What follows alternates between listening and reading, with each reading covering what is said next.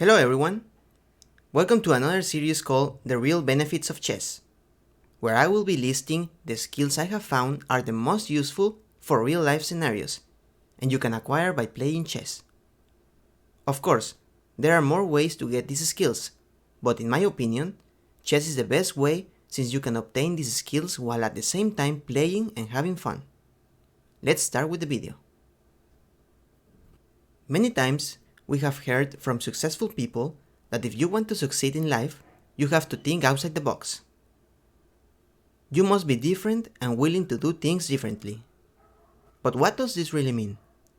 Does it mean that we have to be contradicting everything we face?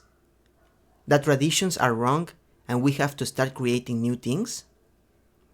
All processes and ideas are antique and we have to substitute them for modern ideas? Well, not exactly. Instead of going throughout life challenging every single old idea, rule, or protocols, whether it's at school, workplace, or in the society, we should carefully understand why those ideas or rules are there in the first place. It might be that they are just obsolete and we have to change them completely. Or maybe the main protocol is right, but there is a way to improve the process due to modern technology. Or in fact, the idea is correct, and we have to follow it because it's the best way to do a particular job. Thinking outside the box means have the understanding when the general ideas that work in the 90% of the cases, don't work on a particular scenario. The ability to identify the 10% of cases where the correct answer is to do something different for the better result. Companies love that their employees have this particular skill, where they are not just robots that follow the protocol in every scenario that they are presented with. Employees that don't freeze when something doesn't work and are capable to recognize or found a new idea that gets a better result. Let me start with a simple example of why it's so dangerous to blindly follow a general rule without understanding the idea behind it. Also, this is the reason why I wanted to make the video 25 general rules of chess first, because we are going to need some of those rules and put them to test in different scenarios. So if you haven't checked that video, you can find it in the description below. Example 1. I was analyzing some of my games with my coach and we get to a position similar to this one. I can't recall the exact position, but this one works. I was black, and my turn to move, when I castle here. My coach had an immediate surprise reaction, and he asked the simple question, "Why did you castle?" And I gave the expected answer. Well, because castle is a good move. You should protect your king. Protection of what? He said. Your king is in no real danger. The endgame is closer than the middle game, and your king must approach the center of the board. I didn't think about that in the game or even after the game. But with my move, I lost at least 2 moves. The correct move was to play King e7, and then I am ready to play Rook hd8. And if we trade rooks, we get to an endgame where my king is at least closer to the center of the board. Instead, if I play castle, then I have to spend 2 more moves to get the king to e7. So why did I castle? Because I blindly followed the general rule that I have to castle in all my games, without considering the real idea behind castle. We castle to protect the king, but with few pieces on the board, it's better to have the king in the center, and that was my mistake. Another example is the following game, where black recognized the power of double pawns. In this position, black plays Rook d2, attacking the b2 pawn, then knight a4 by white. Very normal moves. But then comes the first sacrifice. Rook takes b2. Surprising move, but we see the idea. Black wants to promote his pawns. But can he do it being a rook down? Knight takes b2 and c3. In order to stop the pawns from promoting, white should take on b6. Knight d3 doesn't work because of c4 with a check, and after rook takes b6, c takes d3, and one of the pawns will promote.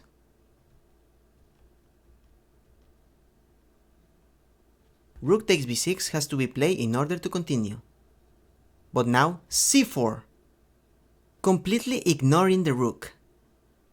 c4 is the best move, not allowing white to move his knight to d3 and control the promoting square c1. If black takes a rook, then knight d3, and the knight and king stop the pawns.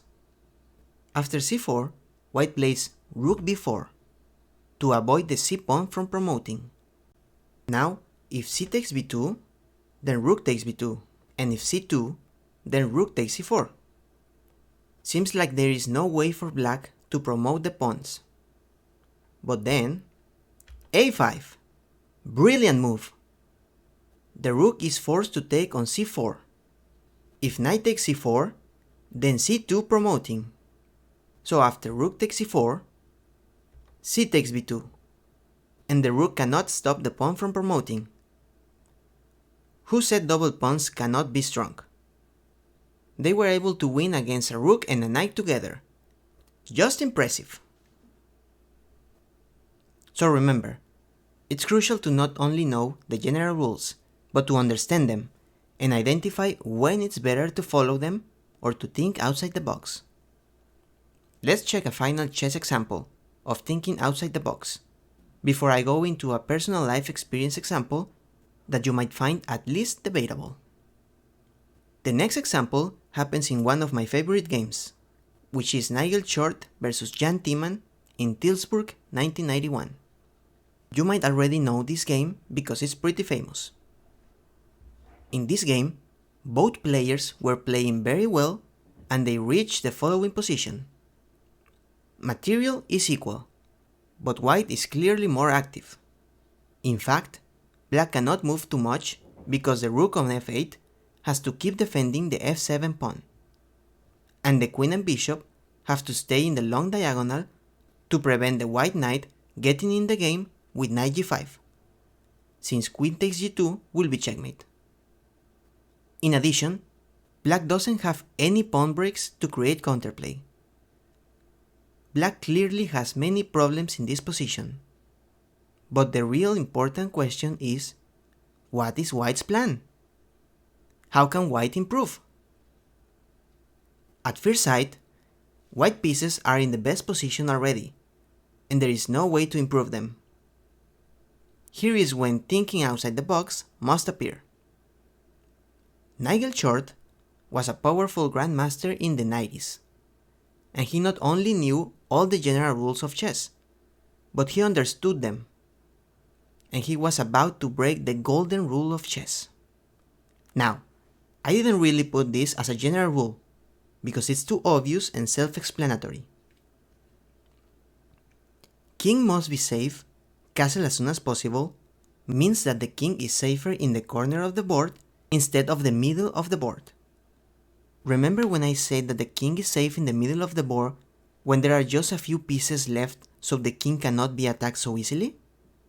Well, here black has a queen, 2 rooks, a bishop, and 7 pawns. How does Nigel Short got the brilliant idea that the king must go to h6 via h2, g3, f4, g5, h6? Well, because he understood the idea. In this specific scenario, there is no need to keep the king on the corner safe, because if he moves to the middle of the board, there is no way the black pieces can attack him. So the king becomes the last attacking piece, and black was forced to resign after a couple of moves.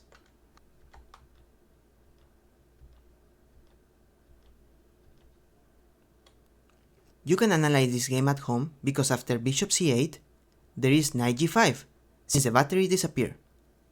And after bishop takes d7, there is rook f4, that wins the game. Definitely one of the most brilliant games of chess ever. To conclude with this video, I will give an example of something that happened to me not related to chess. One day, I was in a store and I found a horror movie collection of my favorite horror movie franchise that I wanted to buy. When I got to the cashier, the employee asked me for my ID because the movie was R-rated, which means plus 18. Now, I was clearly above 18 years old. In fact, I was in my late 20s at this point.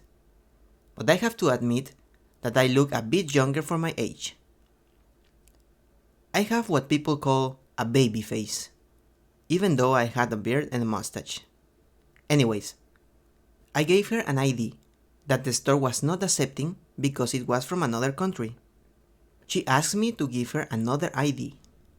So I reached out my wallet for my driver's license, but she didn't accept that either. I was in the store with a friend, and at this point, my friend also showed an ID that the employee didn't accept even when my friend was clearly above 18. So the employee didn't accept our IDs and took the movie. Now, it's very important that I clarify that the employee didn't do anything wrong.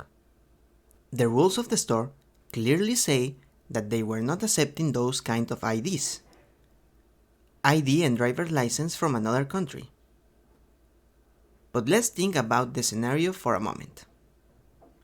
The employee didn't believe none of us were full-grown adults in our late 20s. But why will anyone fake 3 different IDs just to get to buy a horror movie? If instead of a horror movie, it will be an alcoholic drink or cigarettes, then I get it. That's enough of a good reason not to sell. But just a horror movie? Couldn't she think this was a bit too elaborate of a plan just to buy a horror movie? I wanted to leave it like that because, as I said, the employee is not doing anything wrong. She is in her right to not sell us the movie without an ID. But my friend was not going to take a no for an answer so easily. So we called the manager to explain the situation, and she understood and let us buy the movie. Probably the best approach of the employee was to call the manager herself instead of just taking the movie and not let us buy it. And that's the point I'm trying to make. You must understand the idea behind rules or processes to get the most of them. This is a difficult example to make because it breaks a very delicate rule as it involves the possibility of selling something to minors. But just get the point that sometimes you will find scenarios so different from the general ones that you should at least consider to do things differently. At the end, everything went right, and I had a great night watching my favorite horror movies. And that's the end of today's video. I hope you found this entertaining and learned something from it. And remember, if something doesn't work in the usual way, maybe it's time to think outside the box. Thank you for watching, and I see you on the next video.